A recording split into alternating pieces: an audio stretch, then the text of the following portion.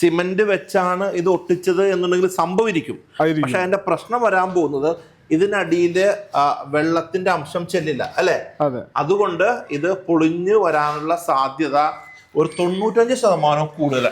വീട് വെക്കുന്ന സമയത്ത് നമ്മൾ ടൈലിൽ ഇടുന്ന ആളുകൾ നിങ്ങൾ ഉപയോഗിച്ചത് പശയാണോ സിമന്റ് ആണോ എന്നുള്ള കാര്യം ഒന്ന് ആദ്യമായിട്ട് കമന്റ് ചെയ്യണം. ഇനി സിമന്റ് ആണ് നിങ്ങൾ ഉപയോഗിക്കുന്നത് എന്നുണ്ടെങ്കിൽ അത് പൂർണ്ണമായിട്ടും അത് മിസ്റ്റേക്കാണ്. ഒരു പ്രശസ്ത സിനിമാ നടനുമായി ബന്ധപ്പെട്ടൊരു ടൈല് പൊട്ടിയ കാര്യങ്ങൾ നമ്മളെല്ലാം വാർത്തയിൽ കണ്ടതാണ്. അപ്പം നമുക്കറിയാനായിട്ട് സാധിച്ചത് ആ താരം വീട്ടിൽ ടൈലിൽ ഉപയോഗിച്ചത് സിമൻ്റ് ആണ് എന്നുള്ള കാര്യമാണ്. അതെ, ഞാൻ എൻ്റെ വീട് ചെയ്തുകൊണ്ടിരിക്കുന്ന സമയത്ത് ഞാനിവിടെ ഗമ്മിൽ നമ്മൾ ഉപയോഗിക്കുന്ന ഒക്ടോപ്പസ് എന്ന് പറഞ്ഞ ഒരു ബ്രാൻഡിൻ്റെ ഒരു ഗമ്മാണ് ആക്ച്വലി.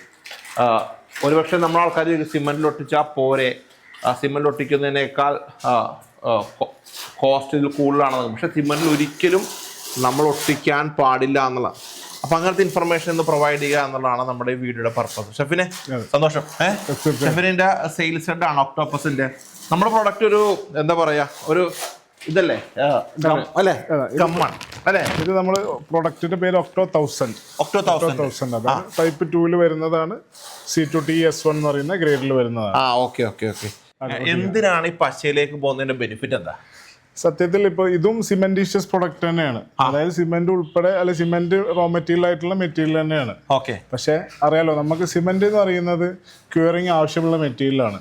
സിമന്റ് വെച്ചാണ് ഇത് ഒട്ടിച്ചത് എന്നുണ്ടെങ്കിൽ സംഭവിക്കും. പക്ഷെ അതിന്റെ പ്രശ്നം വരാൻ പോകുന്നത് ഇതിനടിയില് വെള്ളത്തിന്റെ അംശം ചെല്ലില്ല അല്ലെ. അതുകൊണ്ട് ഇത് പൊളിഞ്ഞു വരാനുള്ള സാധ്യത ഒരു 95% കൂടുതൽ. സിമെന്റ് വെച്ച് ചെയ്യുന്ന സമയത്ത് വരാൻ ചാൻസസ് ഉള്ള കുറെ സംഭവങ്ങളുണ്ട്. എയർ ബബിൾസ് വരും, പ്രോപ്പറായിട്ട് അത് മീൻസ് അത് എല്ലാ ഏരിയകളിലും എത്താതിരിക്കുന്നു. കാരണം ഇത് ചെയ്ത് കഴിഞ്ഞാൽ ഇതിനടിയിൽ പോകണം, നമുക്ക് എന്താ സംഭവിക്കുന്നത് പിന്നെ അറിയില്ല.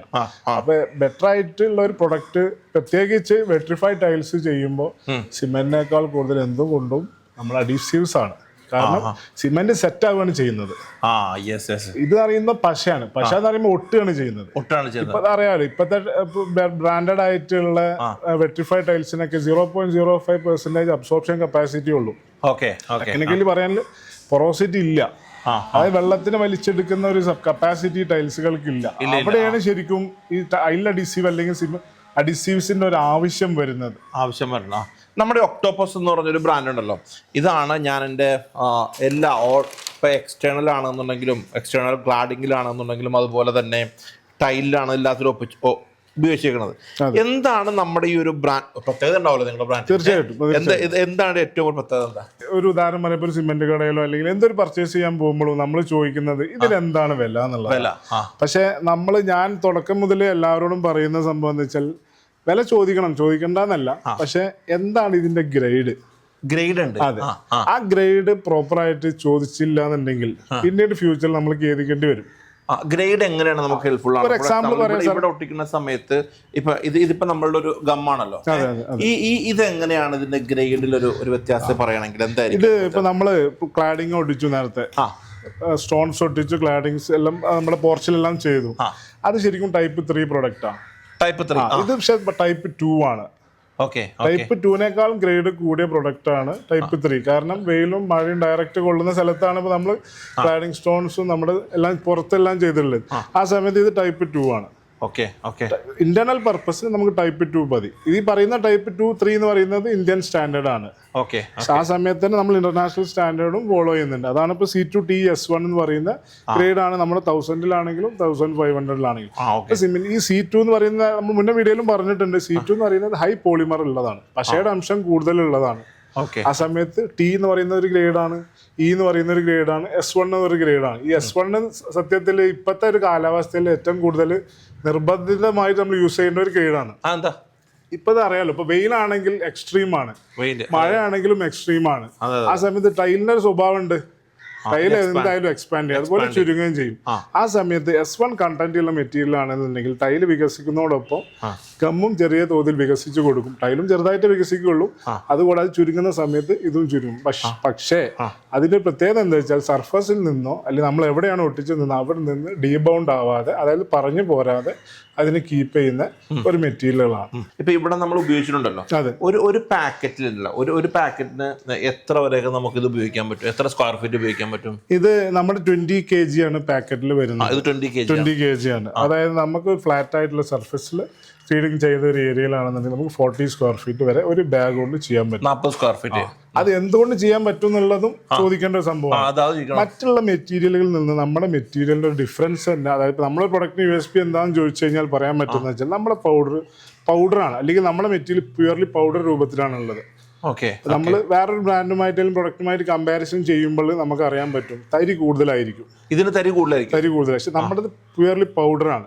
അത് നമ്മൾ ആ ക്വാളിറ്റി മെയിൻറ്റെയിൻ ചെയ്യുന്നത് കൊണ്ട്, അല്ലെങ്കിൽ നമുക്ക് വേണമെങ്കിൽ അങ്ങനെ ഉണ്ടാക്കാം. പക്ഷെ കസ്റ്റമറിന് അവിടെ എവിടെ ലോസ് വരാമെന്ന് വെച്ച് കഴിഞ്ഞാൽ ഏരിയ സ്ക്വയർ ഫീറ്റ് കുറവേ കിട്ടുള്ളൂ.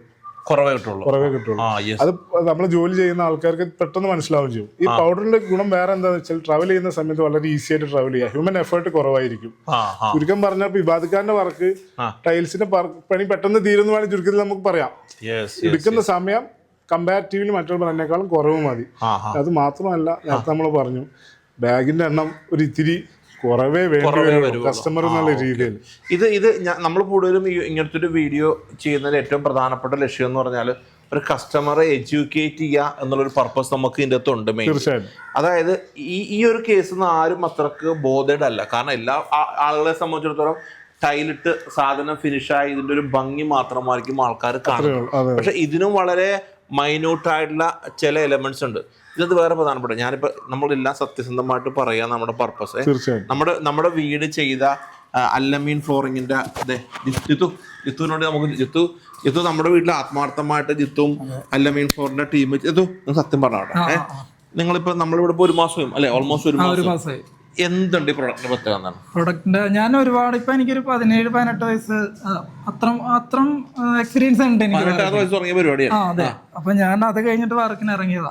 അത് പക്ഷെ ഒരുപാട് ഞാൻ യൂസ് ചെയ്തിട്ടുണ്ട്. പക്ഷെ ഇപ്പൊ ഈ ഇക്കടെ സൈറ്റിൽ വന്നപ്പോഴാണ് ആദ്യമായിട്ട് ഞാൻ ഉപയോഗിക്കാൻ തുടങ്ങിയത്. പക്ഷെ ഓൾമോസ്റ്റ് ഇപ്പൊ ഒരു ബാത്റൂം ഞങ്ങൾ ചെയ്യുവാണെങ്കിൽ പോലും ഞാൻ അതേപോലെ പശ കംപ്ലീറ്റ് വോൾ ഉൾപ്പെടെ തേച്ചിട്ടൊക്കെ ചെയ്യണത്.